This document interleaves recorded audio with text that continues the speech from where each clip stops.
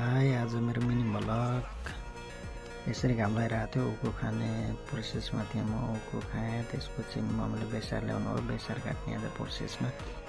अब हातमा ग्लभ्स लगाएर कुरेसो लिएर रेडी अवस्थामा बसेँ। अनि कोर्दा कोर्दै झ्याउ लायो। फेरि मम्मीले मिठाई लिएर आउनुभयो अनि मिठाई खाइयो। मम्मीले फेरि बेसार लिएर आउनुभयो अनि फेरि बेसार काट्ने अवस्थामा मम्मी र म सँगै बसेका थियौँ। त्यसपछि मैले यति बेसार काटिरहेको थिएँ अनि काट्दा काट्दै एकदम झ्याउ लाग्यो। फेरि मम्मीलाई चिया बनाउनु थियो भनेको मम्मीले चिया बनाएर लिएर आउनुभयो अनि मम्मी र म भएर चिया खाइयो।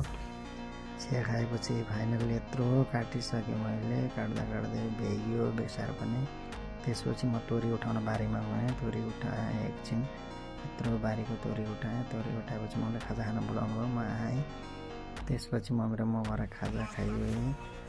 खाजा खाइसकेपछि दुईजना भएर फेरि म चाहिँ एक्लै बारीमा गएँ अनि फेरि तोरी उठाएर यत्रो कुन्यो लगाएँ। त्यसपछि कुन्यो पनि सकेँ। त्यसपछि घर आएँ।